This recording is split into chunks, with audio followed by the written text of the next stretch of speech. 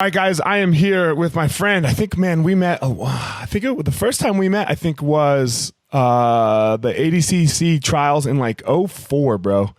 You know, they were in Bayonne, New Jersey. Yeah, you were in the finals against Misha Serkinov. Yeah, and I got Kimura'd. I was a purple belt, and I got Kimura'd by a guy. I don't know who he is. I think he commented on one of my posts like a few years ago. But yeah, that's how that went. It was a terrible day. No, it was a great day. It led you to where you are. Tom DeBlass, here we are. You know, like what can you know, what could maybe if you would have won that would have been like the highlight of your life. Who knows? Possibly. Right? I mean, I doubt it, but you never know, right? I try not to regret the past. Yeah, you can't, bro. You know, I mean, you got to learn from it, and you know, you get to a point where you're like, all right, I've learned enough lessons. I don't really need to learn any more lessons through heartbreak. But you know, you need those. That's the thing, man. People don't understand that the resilience you need in order to succeed. You know, everybody wants the quick fix, and there's just no such thing. Yeah, it just does. And if it's quick, then it's going to fade very quickly too. Yeah, it does. Because, you know, I think when it takes time to build, it helps you build character. You know, you understand what it's like to fail.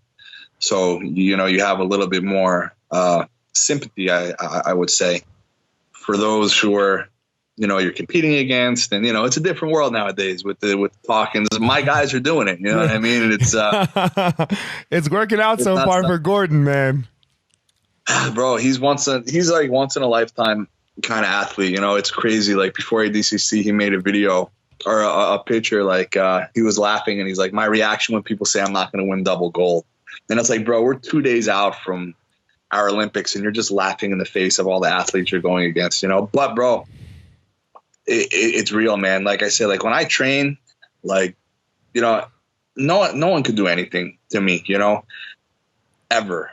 When I train with him, it's just like, bro, like, it's not good, dude. It's a very humbling, fucking terrible experience, you know? And it's just like, you don't even know, like, how is this even happening? You know what I mean? And it's just like, bro, it is what it is. Some people, they have their gift. He doesn't even look like he's trying.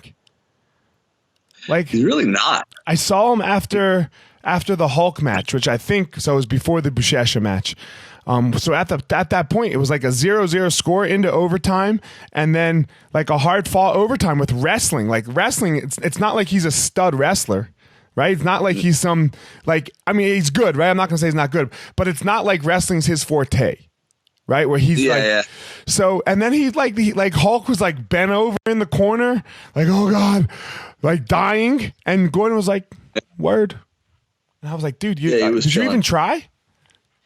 So, you know, it's funny because about 2 weeks before the competition, he came to train, and one of my purple belts, who's really talented, you know, Gordon was off for like 5 days, and the purple belt, like, bro, he gave Gordon hell, man. And Gordon needed to sit down. He needed to take a break. And I was like, bro, like ADCC is 2 weeks away. You know, I don't know how he's going to pull it together, but under the lights, man, he shows up, you know?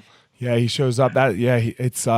It was incredible, you know. I have to say, it was really it's cool to watch it. I think it's really cool for John, you know, because like he's put a whole lifetime into this, right? And right, he had surgery a couple years ago on his hip before all the DDS, right? And I mean, he was broke. It was a hard thing for him, and for him to, one, be financially secure now, and then two, like have these students doing so well, like just changing the game. It must be amazing. And for you, like, man, they were your white belts, right?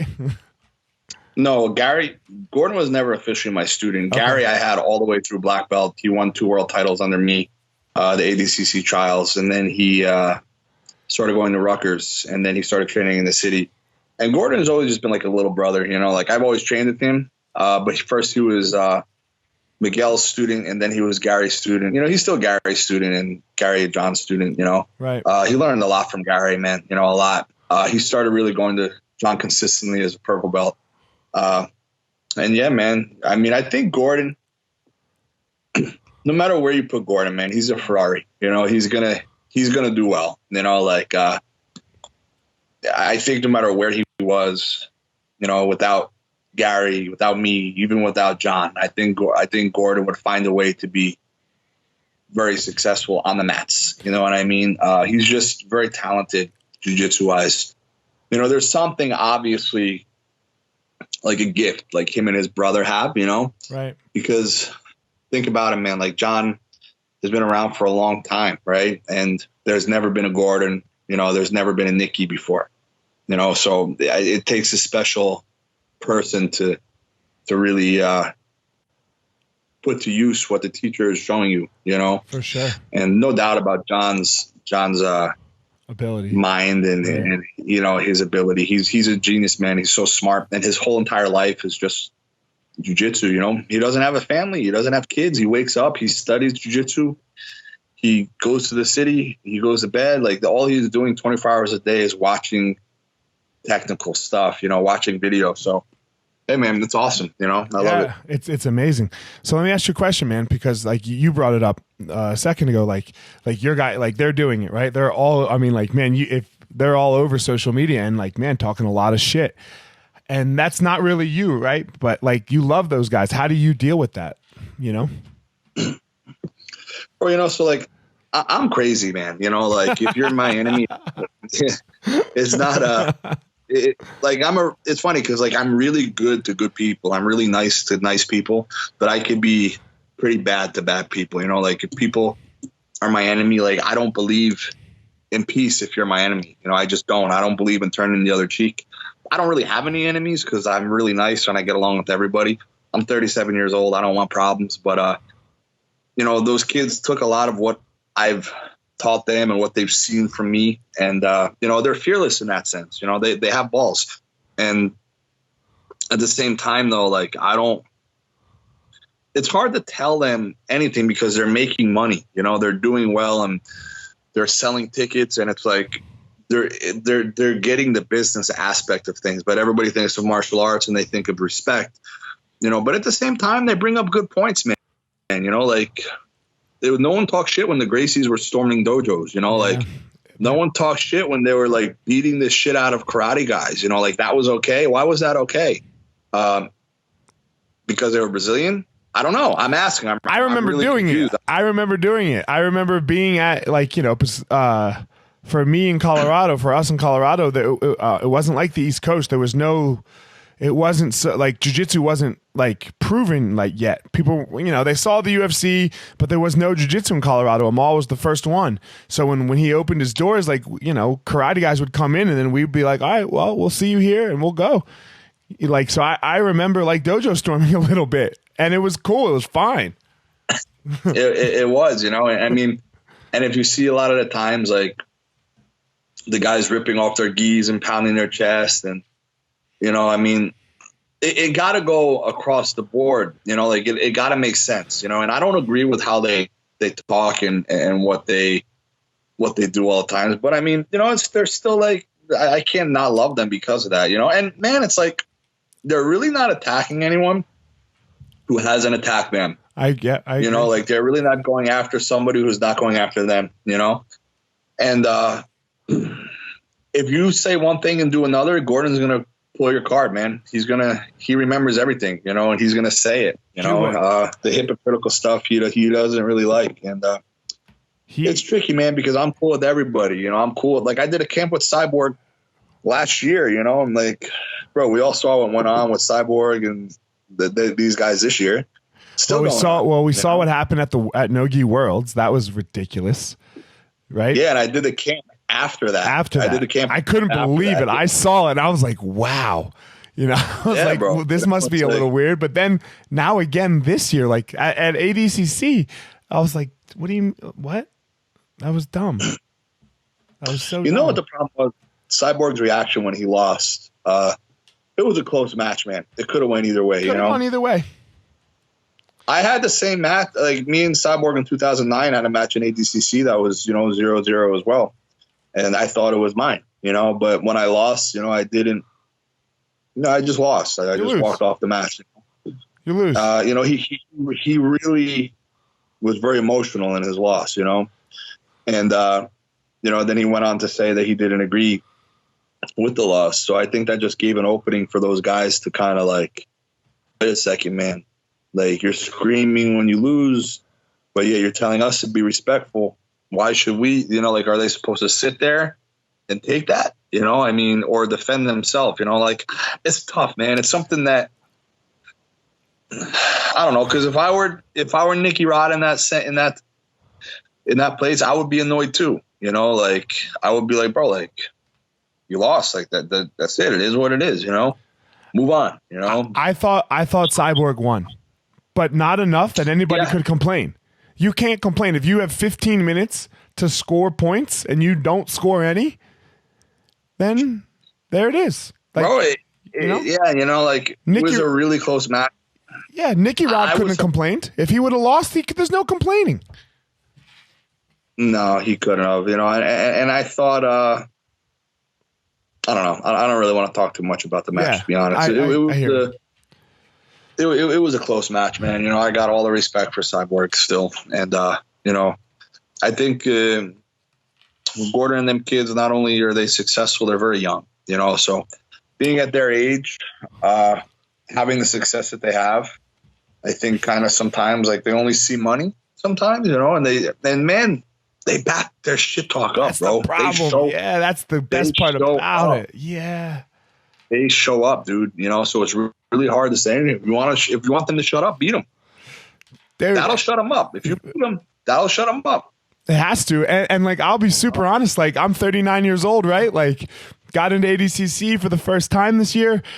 Like, I was like, man, you know what I really hope? I really hope Husmar Palhares doesn't get in. Because I don't want to go against Husmar. Like, win or lose, he's going to, he breaks people. Right? He breaks people. Does. Like, I want to go home and play with my kids tomorrow, right? Like, you know, like, I don't want to, like, happen to make a mistake and then can't walk for 6 months. But Gordon's like, no, let's go. Yeah. You know, I mean, yeah, they have nothing to lose. You know, they're young, bro. They're young. All they have is competition, you know? Yeah. So let's move off of it because it's not really the whole part of the podcast. What I like mostly the podcast, the Gospel of Fire, because I believe the way we get good, the way we get a good life is to walk into the fire. And your message is rather similar. Your message is that I think the exact same. Like, I think a lot of us, as we get older with jiu-jitsu, we see what kind of it's really for, you know, the students, the academies and things like that. So how did you get there, man? Like, because you talk a lot about like your tough life growing up. Like, what was that like for you, and where did it take you, the good and the bad? You know, I you know, like, everybody has struggles in their life. You know, I've spoke about it before. My dad was addicted to drugs and alcohol, and, you know, but at the same time, we were still close. You know, we weren't. I didn't resent him for it. I just wanted him to stop doing drugs and drinking. Like, I still loved him. He was my dad. I never got that hate towards him that so many kids get towards their parents. When it goes, because I always saw how he struggled, you know, like, I know, like, that's not what he wanted for him. Like, who wants that for themselves? You know, who wants to be strung out on drugs? Like, no one wants that shit, you know? So, you know, I had to grow up fast in that sense. And I just saw, I had a lot of struggle and bad days as a kid. I had a lot of good days too. And, you know, I always competed in something. And from the time I was young in competition, I've experienced failure and I've experienced success, you know, so you get used to, like, I remember being a pitcher in like 5th grade and I struck out the kid to get into the World Series in Little League. And then in the World Series, I walked the batter home to lose the World Series. So it's like you went from one extreme to the other extreme, and it's something I'll never forget, the heartbreak. And in jiu-jitsu, I remember I just started training. And how old were you? When I would get my ass, I was 20. Okay. You know, and I jumped right into it. Like, it wasn't big. So I immediately just, as much as I showed up, I became a main training partner for Ricardo and Henzo, like, right away, you know, and Hyan was around back then. Half was around. So when you were 20, what year was that? 2007? No, 17 years ago. So 2002. Yeah. Yeah, 2002. Yeah. Okay. Because I won the brown belt no-gi worlds in 2007 and the Pan Am. So yeah, that was 5. Yeah, I got my brown belt in 5 years. It was pretty quick. And yeah, man, I mean, there was no easy days back then, but I never got discouraged. Like I knew my day was going to come because I grew up fighting too. You know, like I was always fighting and defending myself, not looking for fights. I would get bullied. Did you grow up in South Jersey? Yeah, and my neighborhood was like, you know, my town's. There's a lot of people who fall into drugs in my old town. A lot of kids. What town was it? Over Bayville, New Jersey, and just so happened that in like my neighborhood, you know, some of the kids. I was always the youngest one. I was like 6 years behind everyone. You know, a few ended up in jail. You know, one of my best friends ended up overdosing. You know, a couple kids committed suicide, and you know, a couple kids became successful. And I just never like touched drugs or alcohol at all. You know, I didn't have my first drink until I was 27. I resented it. I just worked hard, man. I just showed up every day. I drove an hour and a half to training each way, 4 days a week. And then I drove a half hour to Brickdown to train with one of Ricardo's brown belts the other 2 days a week. And there's no excuses, man. You know, like I wasn't missing training because I was like hungover. I didn't care about what time we had to be there. Like if I got beat up, I didn't come home and complain about it. I just showed up, you know, with a burning desire every single day. And like I said, like I ended up winning everything at brown belt I won. And that's when it finally paid off. You know, before that, I didn't win anything. I just would get my ass kicked in training. You know, I was tough though, right. But I didn't really put it together until like probably brown belt, you know? Right. And the rest, I think the world is pretty familiar with, you know? Sure. What was it like? How did you, so I mean, I have a little bit of the opposite story. I put it together. I got luckier, you know, I would say, because I was winning right away. And I sometimes feel like if I wouldn't have won right away, because I don't know how tough I was at that time, like just like inside me, right? Not the external tough. Like if I just would have gone out and got my ass kicked every day well, I got my ass kicked every day in training. That was fine. But like in the tournaments, I don't know what would have happened. Like I was lucky that I had success at blue and at purple. And you know, and it continued. I wish I had done a little more at black belt. I wish I would have not fought. Like looking back at it, like, you know, wish I would have, could have. Wish I would have like pushed the MMA back a little bit, and then and really charged more at jiu-jitsu. You know, hindsight's always MMA sucks, man. You know? I think MMA is not a good thing. You know, it's something that I feel like, you know, you probably felt it as well, like obligated to do almost. You know, but it's like. Not something I ever loved. It got to the point to where, you know, it starts giving you anxiety, you know, like it was just like, it wasn't fun, man. Like no matter what you did in your life, you knew that fight was coming, you know? So you could be smiling and having fun and hanging out at like your kid's birthday party, but you knew that fight was around the corner. You knew the phone's ringing, right? Yeah, it steals moments, bro. You know, I look back at it now. I'm like, bro, like, I can't believe I did that crazy shit. It's literally insane. But I would do it again. I wouldn't do it again. I'm happy I did it. I don't regret it. No, I wouldn't do it again now. You know, I wouldn't do it again now, but it kind of forged. I mean, for me, it forged me a little bit. Oh yeah, bro. Like for me, like how many jiu-jitsu, like, listen, man, I don't care how you are as a jiu-jitsu guy. If you never fought MMA, you for me, I'm just like, bro, you're a jiu-jitsu guy. You know, you're not a warrior. You know, you're not a fighter. You're a jiu-jitsu guy, which is awesome, right? But all these jiu-jitsu guys winning at a high level, let's see how you do when you get your face cracked. You know, a lot of these guys would turn into cupcakes, man, and I'm sure of that because I've seen it because I've trained with them. Because I mean, I've turned into a cupcake at some points, right? It's happened to all of us at some point. You know, you're like, this is my specialty, and then here you are. You're like, oh my god, this guy is a blue belt and just beating the shit out of me today because we're not doing jiu-jitsu. What was different for me, I was always more comfortable throwing punches. That was the opposite thing with me. Like, still to this day, I'm more comfortable throwing punches than I am in jiu-jitsu because I threw punches from the time I was like 4 years old. You know, gotcha. So MMA for me, I never really put it together. Like, I never linked my stand up to my wrestling to my jiu-jitsu. You know, like if I have a few submissions, but like I never tried to take the fight to the ground. Every fight I just tried to keep on the feet, and it's like, what are you doing besides like? It's just like, I don't know, man. It's like, I don't know, man. I don't regret it, like I said, but it's just it's crazy, dude. You know, like it's a crazy sport. Every dog has their day. Yeah, it is. And I realized after when I knocked out my last opponent, I was like, man, if I stay around long enough, this is going to be me. You know, and it's like I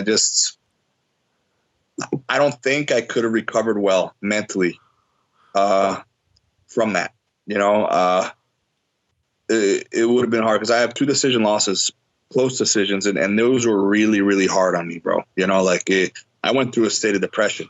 Oh, yeah. You know, I showed up, I trained, I smiled, I did everything I should, but I was super sad, man. Like when like even losing in jiu-jitsu for me is really, really, I'm not a sore loser, like to the masses. Like everyone thinks I'm okay, but inside it's like, there's not much of a worse feeling. It sucks, dude. You know, and I hate it. And that's even like competing in grappling anymore. I'm just like, is the risk worth the reward anymore for me?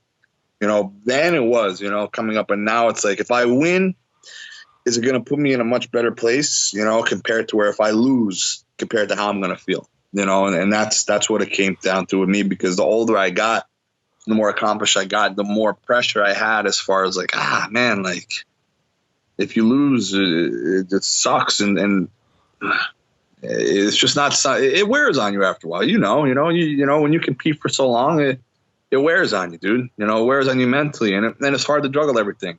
The school, the kids, you know, it's a lot, dude. It's a lot. I can't, yeah, I don't know when I'll do it again. You know, I'm not sure when I'll compete again. If I compete again, if I get the itch, I'll do it. If I don't get the itch, then I won't do it. I enjoy it still. I enjoy the competing, the winning. I don't mind the losing. I don't know. I just lost, right? So it doesn't. I mean, it bothers me. It definitely bothers me. I'm just trying to have memories. Like when for me in this last match with Yuri, I was like, you know what? I'm not going to. I'm going to kill or be killed. You know, I'm going to kill or be killed. Like I'm not going to hold on to a loss because I've done that plenty, right? Like, yeah, you know, here I am. Like for example, I was proud of myself and I was unproud of myself slightly, both in like the same moment where I was like, okay, he was like, I was down 3 points and he was going towards my back. I was like, okay, I have to give him my arm because there's like 45 seconds left. Because if he solidifies the back, then that's going to be done, right? Like, I was like, so I'm going to give him my arm, and I've been working that escape, you know, the one Gordon does, that Bouchette, that Hajj to Bouchette too. I was like, okay, here I go, and I was proud of myself for not just letting the back happen. And then, okay, you lose. I think I would have lost like 3-0 or 5-0 something, right? Yeah. But then, right when I felt my arm popping, like that, I froze. Just for that second. But I knew my arm had to pop, right? Because your arm has to pop a little bit when you're doing that escape. And I didn't just stay calm in the moment of the pop. And, you know, I guess I could have ended up like Bia. And that would suck. Right? Yeah. Like that's the risk you run, right? Like that's 11 months out. That's a lot, dude. That's a lot. Yeah, especially, right? We have schools. We have kids. I mean, how many classes do you teach a week? And it's not like it was the finals, you know? No, it's so not like if finals. You get your arm popped, if you get your arm popped in the first match, like your second match, like you really can't you're done. Compete the third or fourth match, you know, that's it. So it's over. Yeah, for sure. So it's not it's not like you're going to be the champion. But so, you know, I'm okay with it. It doesn't, it bothers me that, like, you know, the competitor in me, it bothers me, but it doesn't bother me to the point where it will stop me from doing it again. I enjoy it. Yeah. You know, I enjoy the fear. I don't know. I read a lot of Buddhism these days. So for me in jiu-jitsu, the thing is like guys just fucking stall with me, man. You know, it's like I'm never afraid of like getting like, I'm afraid of them stalling. That's it. Like that's the only thing that makes me nervous because there's some really good stallers out there. Well, that's the game. You know, I didn't adjust my game to like, if someone's totally defending, like, bro, like I say, like if you get a big, strong blue belt who doesn't want to engage, it's hard. Like even at a blue, if they don't want to engage, it's hard. Like I want people to attack me. I want people to come forward. Especially no gi. Yeah. Because, you know, like it's funny because, bro, like I've said it before, and like all those years competing, you know, I've given up less than 12 points. You know, like most of my losses have been like decision. You know, 0-0 decision. You know, and it's like, dude, I can't knock people for playing a stalling game. It is what it is, but I would rather people just get after it. But you know, it is what it is, and you know, I mean, well, I'll probably do like a Masters World or something for sure. But right now, I have so much focus on my students. I have some horses in the stable to where when I compete, don't do Masters Worlds, man. Don't. That's the stall fest. That's getting advantage in the stall, right? Not as much, dude, because you'd be surprised. It's 6-minute matches. They got to go. Some of the most exciting matches you'll find are there, man. Like it's not 10-minute matches where people are prodding and stalling. Like these guys go, man. Now that you say this, last year's Masters Worlds was really good. It was really good, actually. Yeah, bro. You are correct. A couple years ago, it was terribly boring. In 2015, after I competed in ADCC, I wasn't going to do the Nogi Worlds, and I wasn't training for it. But my buddy was like, "Hey, just go do the Masters one." So I did it, and I ended up winning the Absolute Division, 4 matches, and it wasn't easy, and it was like fast paced, you know. And it's like if you look at some of the guys who won the Masters one, like me, Cyborg, Shanji, Kyotera, it's like you know, there's no easy days, man. It's a murderer's row now. It's a murderer's row. Lovato, you know, so it's like, you know, there's tough guys everywhere, man, no matter what you do. So you were saying your school, man, you have probably one of the most successful schools for sure on the East Coast, right? Yeah, I would say so. Yeah. So how did you do that? What did you like? What's your formula? What's the thing that, because most people don't have successful schools, right? Like most people, like, you know, I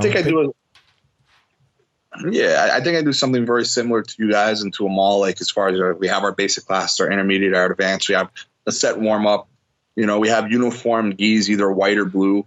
I don't make people buy my academy gi, but I don't allow them to mismatch gis. Wear t-shirts under the gis. Class starts on time every single time. It's like, it's just very professional.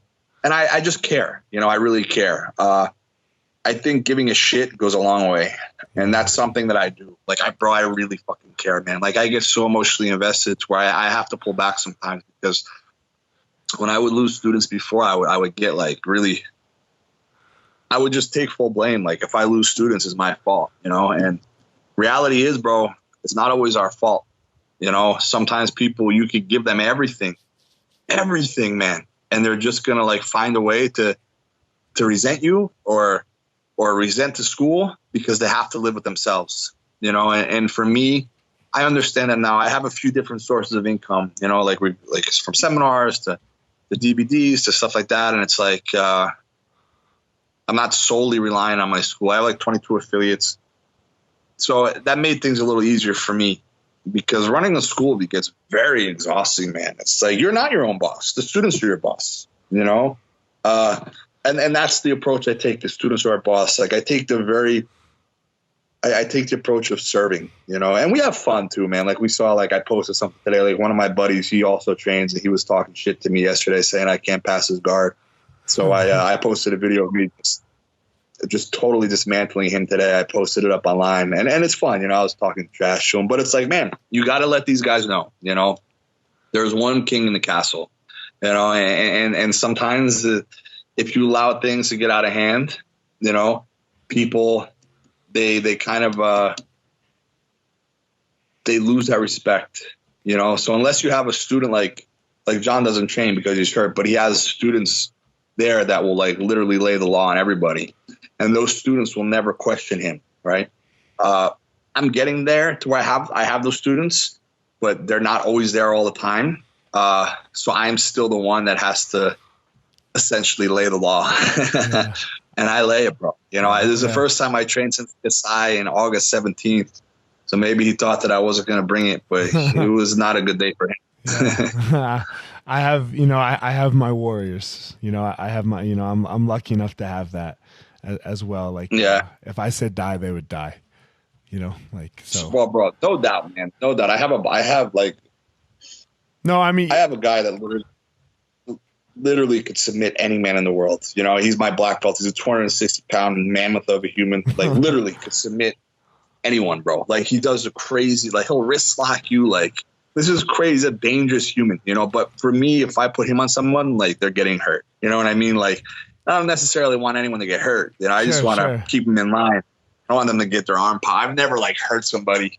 I've never in training, and like, I don't understand how people do that unless they're trying to do it. But he just happens to accidentally do it all the time. He happens to accidentally do it all the time. Yeah. Yeah. Like, what are you doing, bro? What are you doing, man? Yeah. Plus, like, the 260-pound dude, the message doesn't go that well, right? Like, it's like, yeah, of course, you're 260 pound. I have a. He actually edits my podcast. This Mexican kid Nick, who, I mean, yeah. Like, he's a purple belt, but monster, monster, and he's 175 pounds, right? So it's like, all right, here you go. Those are the best. Like worst. That's like the worst weight, bro. That's like the toughest weight, between like 175 and 200. Those guys for me are the toughest, For sure, because they're strong enough and they move faster than us, right? Yeah. Like, I don't want to move. Like the big guys to me, it's like, whatever, bro. Like, you're big. What do you know? The top of the heap, big guys. Like, top of the heap, big guys. The top of the heap, big guys are tough, right? Like, man, Buchecha moves like a fucking cat. You're like, oh, he's phenomenal. Yeah, he's such a good dude too, bro. He's so nice, man. The nicest guy, right? The nicest. It's guy. Crazy. Yeah, So yeah, like, he's a man. He's a big human dude. Why do you think he didn't go after? Why do you think he didn't go after Gordon? Why do you think he didn't? Like, it didn't look like he was really like. Look like he was more worried with Gordon. I knew from match one that something was wrong. Right. He didn't post it or anything. Is he hurt? I don't know if he'll be pissed that I say it, but I was talking to him the other day, and like a month before the competition, he had a surfing accident, and he needed like 10 stitches, and he couldn't train for 2 weeks before ADCC. Got it. He showed me the pictures. His shit was like split, That's why he was very, like, in all his matches, he really wasn't himself, He like he literally wasn't trying against anyone. It looked like, even like it looked like even against Ali, like he just took his back, He tried twice. Second, like he tried twice against Ali, right? Against Brago Neto in his first match, he won the last 30 seconds. I was like, man, like when I saw his first match, I was like, something's off with Buchecha. Like, he wants to rematch with Gordon though, so they're probably going to have it in 2020, I assume, somewhere. Right. And that sucks, Like, plus, I read an interview with him. He was like, man, he just doesn't, like, camps are so hard. He only does, like, unless it's an ADCC year, he only does one a year for the Worlds. And like, camps, really, yeah, that's it. Like, he, and other than that, he like trains a little here and trains a little there. Like, and that's what he was saying. Like, camps. People don't like the professional fight life. Whether you're doing a jiu-jitsu camp, I mean, MMA is the worst, obviously, but like that camp ain't fun. No, dude, it's fucking terrible. Yeah. Like this last Kasai, I had to like dig deep, man, and force myself to train. And it's like, I just wasn't enjoying it, dude. It like solidified the fact that I just don't want to do this, because for me, honestly, there's only one thing that I didn't accomplish that I wanted to, and that was win ADCC. And that ship has sailed. Right. Like, I'm not going to win ADCC right now because do I believe I can make a run and do well? I believe I'm better technically and physically better than I ever was. I just don't have the time to put into a camp, like you said. So for me, it's like, you know what? Like, what's it worth anymore, Unless, I get to the point where it's just all fun for me. But for me, it's kind of like, man, if I compete, right? Like, let's say I even do a Masters Worlds. And I'm doing it for fun. And I face like a weekend warrior, right? That's just like a good college wrestler and like takes me down and wins 2-0.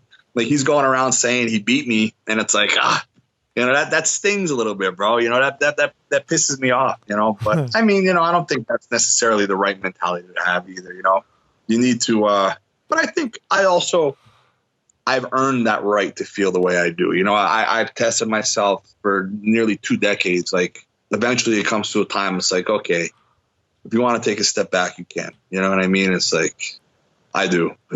Yeah, no, I mean, so I do think everyone needs to test. I think it's very good. I think it's healthy. It is important. It's important. It puts pressure on you. I don't think you need to. I mean, if it's not going well, you don't like to keep going. No, I don't. Like, that's not necessary. Like, it's not. This isn't for everybody. It's okay. Yeah. But I think everyone needs to try a little bit at it, especially the young generation. You know, like guys that start jiu-jitsu at 40, man, 35. Look, yeah. Do a competition, don't do a competition, are great, you know, train for the benefits. But I do like the young guys to compete. I like them to try and see what that's like, just to understand what pressure feels like, because the lights shine, man, and like everything, you don't know, people don't understand what that's like. And once you do, it makes you a little more humble. It does, you know, but I also look at it as like, it depends. Like, are they going, like, do they already have a full-time job? Like if someone comes to the door and they tell me they want to compete, well, then I'm going to hold them to that. They have to compete, you know. But if they're working a full-time job and they're just not into it, but they want to train for self-defense to get in shape, I understand, you know, because it does bring a pressure that if you have other stresses in your life, it could be too much. You know, like I have an instructor. He's always wanted to compete, but you know, he's like 43. But even so, you have age divisions, but man, it changes who he is as a person before the competition. He gets so much anxiety, you know? So for me, it's like, bro, you know, like, well, you know, don't ruin your life over it. I agree. You know, I mean, it's. When I say compete, I mean, try it once. Try it. Yeah. See what it's like. You gotta see what it's like to step out there. I think most people try it, and most people are like, man, I don't think I like this too much. You know, like it can be a lot for people, man. For sure. Do you deal with anxiety, man? Because I for sure deal with anxiety. Like, I mean, I have. I don't. I'm pretty thick-skinned. You know, like I said, the way I came up was I've seen some shit, man, at like 4 years old that like most adults don't even deal with. So I get anxiety. Sometimes I worry about the school. I worry about stuff like that. You know, I'll feel some anxiety before I compete, you know, but I just remind myself that everybody feels it. You know, I'm a pretty calm, cool, and collective guy. You know, it takes a lot to rattle me. I've spent a lot of time on controlling my mind and not only controlling my mind, dominating my mind, and not listening to my heart, listening to my mind. What do you do? You know, how do you do it? Bro, I've been doing it for years. You know, like, number one, I try never to react when I'm mad. You know, I try to just sit and wait, and I try to take myself out of the situation and look at it as though it wasn't me. You know, and I try to analyze every single situation, and I'm really good at reading people. I'm really good at analyzing situations. You know, even though like I didn't grow up in like the ghetto or anything, I'm like a street kid. You know, like I'm very, very. I was taught how to get by. You know, I have some disabilities like ADHD. I have a minor case of Tourette syndrome. You know. For me, I was a special ed teacher. I even think like I might be on the spectrum slightly, you know, and I found the way to succeed through like another sense, you know, through reading people, through manipulating situations. And for me, I feel like I'm always one step ahead of most humans, you know, and I don't manipulate situations for negative, but for me, I pull puppet strings, you know, like you see every once in a while, I post on social media, it gets a ton of comments because I rile people up. I'll post the status and then I'll leave and I'll go about my day and I won't even read what everyone's saying. I don't even care. You know, it's like you care about, like, I don't care what people think. You know, one thing I learned is that you can never please everybody, you know, and no matter what you do, no matter what kind of person you are, there's going to be people who judge you and there's going to be people who don't like you. I shared something the other day on my Facebook. It was something about how the government or something is not like really releasing the cure, the actual cure for cancer because of money or something like that. And I just shared the article. I thought it was interesting. I had one guy who knew me since I was like a white belt. come on and tell me I was a bad person for sharing this information, you know? I'm like, I'm a bad person because I shared an article. Like, if you like, you know how many people I helped, you know what I give back, you know what I do. I dedicated my life to serve. And this guy wants to think I'm a bad person. Now, does he think I'm a bad person, or is he really just not happy with who he is as a person? You know, and that's what I realize. And I'm not even in it. I don't care to convince them otherwise. Whatever you think, you could think. That's it. You know, I could only give my best. And there's a lot of people who don't like me. They think I'm arrogant. They think I'm cocky. They call me fake humble. Listen, I absolutely love myself. I absolutely think I'm great. I'm happy in my own skin. But I never put other people down to lift myself. I want other people to feel about themselves the way I feel about my own self. I don't think it's wrong to love yourself, you know? If we don't love ourselves, who else is going to love us? And sometimes it's only ourselves. It starts with you. Yeah, and I agree. It starts with you. It does. Now you say, do I struggle with anxiety? No, I don't struggle with anxiety, but I struggle sometimes with happiness, right? So I'm not happy every day. I went through like a severe bout of depression at 20 years old. You know, I was like a suicidal kid. And I have some days now where I'm not happy. But I know myself so well, I'll know what's not making me happy. And generally, you got to know, is it hormonal? Is it something chemically? Are you deficient in a vitamin? I know myself. Like, I'll know what's going on in my own body. And men are hormonal as well. That's what people don't understand, you know? And I'll ask myself, do I really have a reason to be unhappy right now?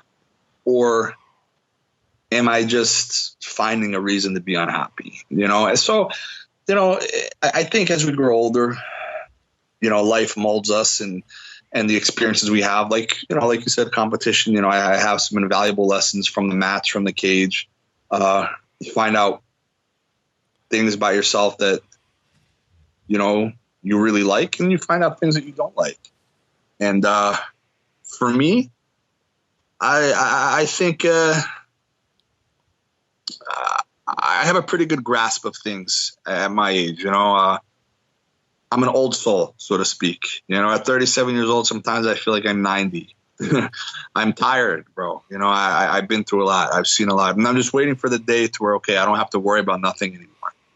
And the day hasn't come yet, but and it's never going to come because we have kids, right? Yeah, as long as our I was just about to say it to you, bro. You got kids. What are you talking about? Yeah, we're going to be worrying for the rest of our life. You know, God will. Yep. Yeah, you know. So I mean, it's life is a journey, man. You know. When you say and so take the kids away, when you say you don't have to worry, what is it that you're looking for there? Like financial security, like where that, or like just if I didn't have kids, I wouldn't have a worry in the world. Okay. You know, I just wouldn't care. I don't even care. I wouldn't care about living or dying. I have no fear. You know, I have no fear of death. I have no fear of, you know, I don't act, you know, it's like, it's not because I think I'm tough.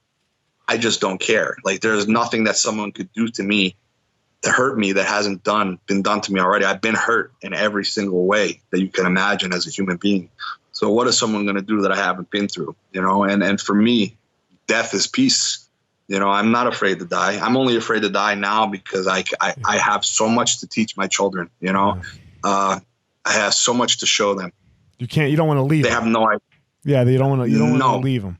That's the death fear. Yeah, man. And I look at my boy and I'm like, man, at your age, I've already seen so much. You have no idea. You know, your biggest fear is, could you get this car at the store? You know what I mean? And he's such a sweet boy. He's such a sweet boy. How old is he? He's 4.5. And how old's your daughter? You know, and my daughter.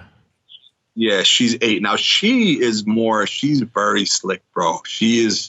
I don't know how she's so street smart. You know, her mother is also very slick and very smart, and so am I. So I guess it's a mix of just our genes in general.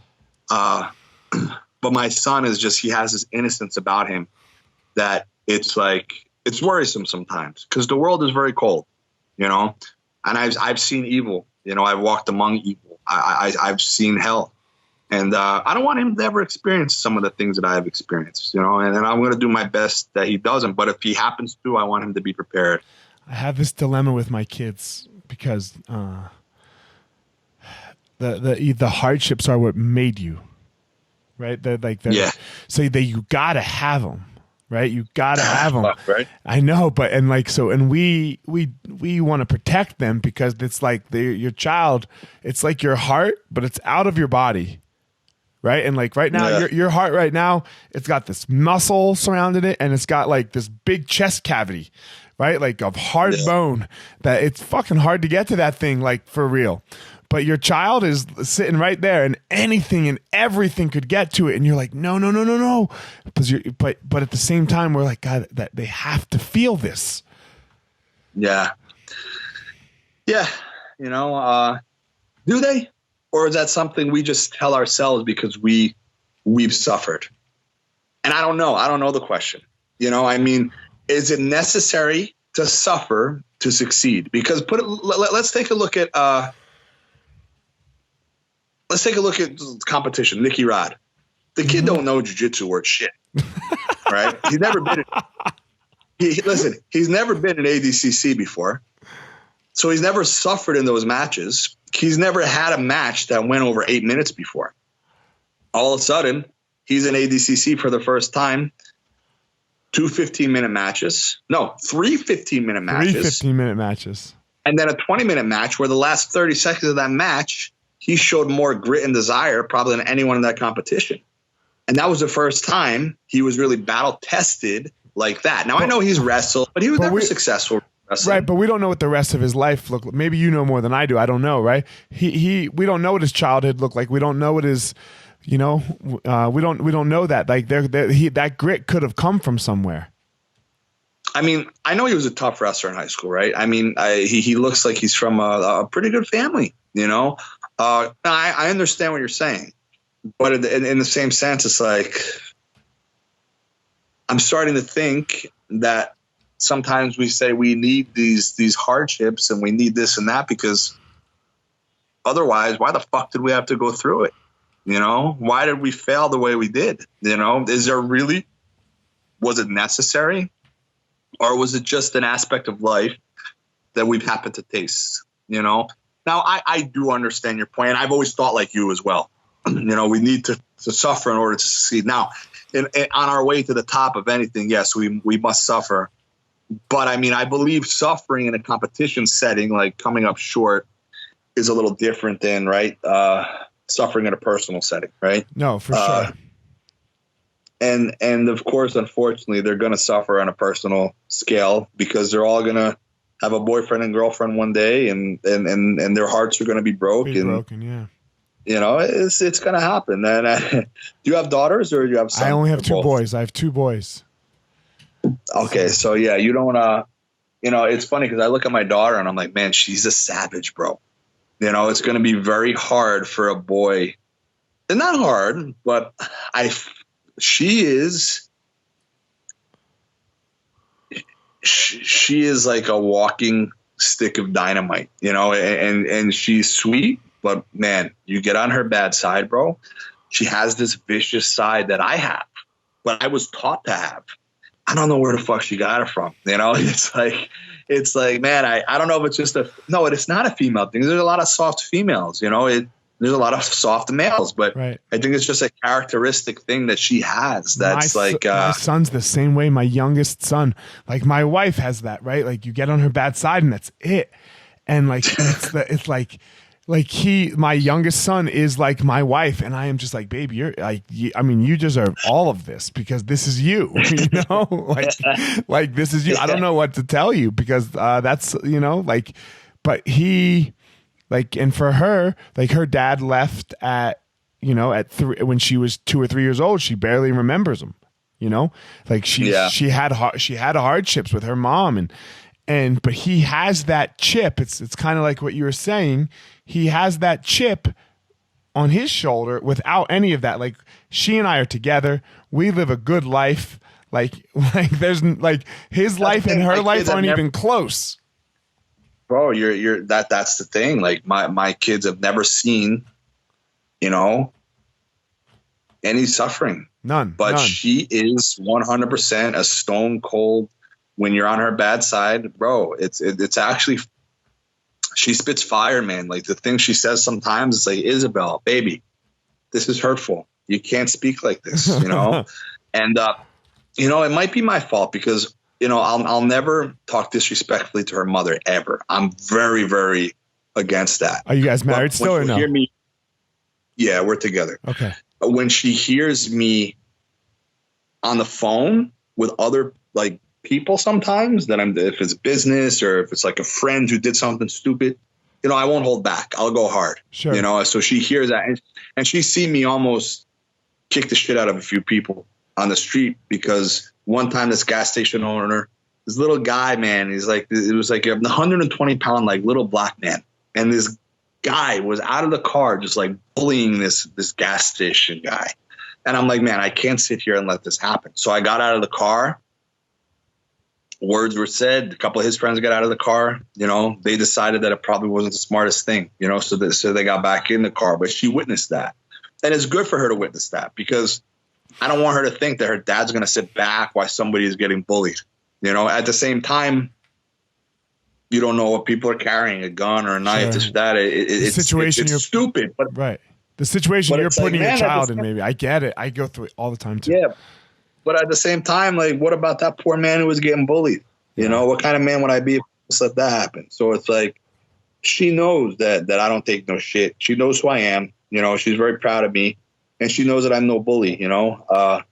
And I just want her to understand that, you know, yeah, you can have that fire, but just direct it. Point it to the good. Man, exactly. To the good, right? You know? It's interesting, like the suffer. I'm actually today's Yom Kippur it's a Jewish holiday, and it's for I'm not Jewish. I'm Jewish in the sense of culture. Like my grandparents survived the Holocaust, so they were both in the concentration camps, and I told a story and I never really thought of it before, but today's you're supposed to fast today, and I never did it, you know, and I never did it. And my mom, they sometimes did it, sometimes didn't do it. But for me, man, like my whole life got set from their suffering, right? Because my grandfather, after he lost everyone in the camps, he was the only one, 9 brothers and sisters, uncles, aunts, everybody. He's like, the day the ghetto got raided, that was it. And never saw anybody again, you know, never saw anybody again. That was it. And he swore on that day, like when it was over, he was like, man, my blood will never suffer like this again. And he made it that like, I grew up with like the idea that Hitler was coming again, you know? Like, cause and I don't fault them for it, right? That's a terrible way to, and I saw them every day. Like that's a terrible way to have like kids in the house for sure. It's not like the best, but you can't fault them for it. That's all they knew, right? Like they, like, 100%. You know?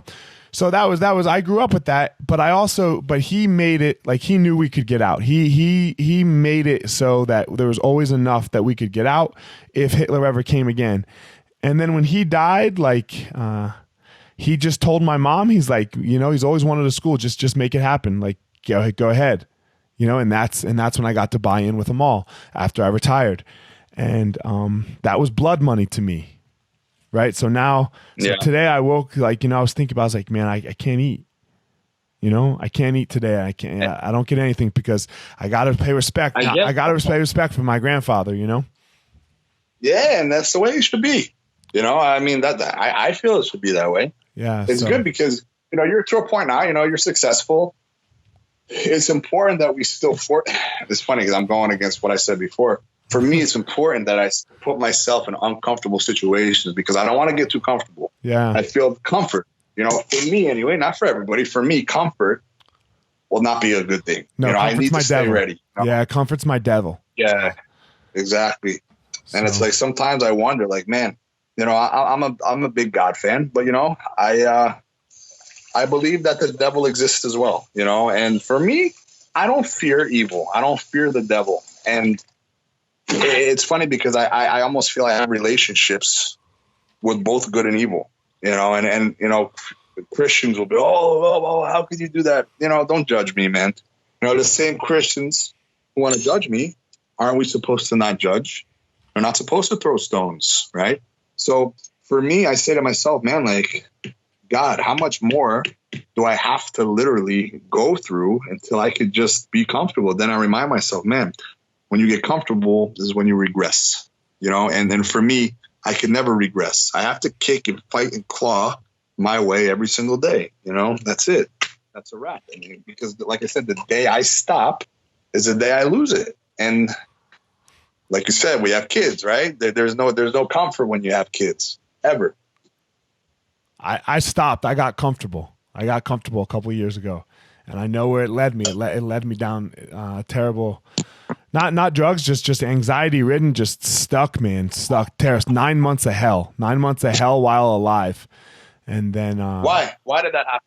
Because because I got, it's what you were just talking about. I was comfortable. I was like, man, I wasn't chasing after anything. The schools were good. Like, because Amal and I were 50-50 business partners, you know? So, okay. So all the schools were good. Everything was good. It was straight. No problems, you know, like doing whatever I want, like nothing. But no learning, no struggling, no like, okay, I'm going to get better at this. And then the devil, in my opinion, like, so I'm not very religious, but I do believe that the devil comes to say hello to everybody at some point in their life, you know? He came to say hello, and it was not fun. And what I came to was you need to struggle, man. There's no comfort. You need to wake up and you need to grind every fucking day. And if you're not grinding and you're not chasing and you're not working, yeah, you're fucking up. You know what's funny, man? I want to talk to you because I always see, you know, you post a lot. I think you're too hard on yourself. Like you talk a lot, like about how like you haven't succeeded. Like I heard you say one time, like as far as competition, like I don't know if you said like you haven't succeeded or you failed. Like, bro, like I was like, man, like. Did you won the Pan Ams at purple and brown or just brown? So I won at blue, twice at purple, and twice at brown. Bro, I mean, first of all, that's something that how many Americans have done that? You know, number one, how many humans have done that? And then you have these schools where so many of these guys that you saw in ADCC, bro, they're literally scrapping for money. Like they don't have anything, you know. So it's like, bro, I mean, I think you did pretty damn good for yourself, man. You know, even competition, you made it to the UFC. You won in the UFC. Yeah, you know? I have some wins. Like, yeah, you know, you did well. Years. Yeah, I won't say that I didn't do well, and I won't say that I'm unsuccessful. But for me, what success? But the success for me, man, is the chase. The success for me is the wake up every day. And like, let's go help somebody find their power. Let's go make someone's life better. Let's go make everyone who you come into contact today. That's my job. I feel like, because I've had such a blessed life, man. Like I couldn't have been any luckier as a human being. So let's go sprinkle some of that luck dust on as many people as possible. So that's just how I measure my success did we do that today? And it's an everyday thing for me. It's not a yesterday thing for me. I understand that, bro. So I get it, man. I don't want to cut this short. I normally don't even do podcasts at all, to be honest. It's all good. I got to go to my kids too.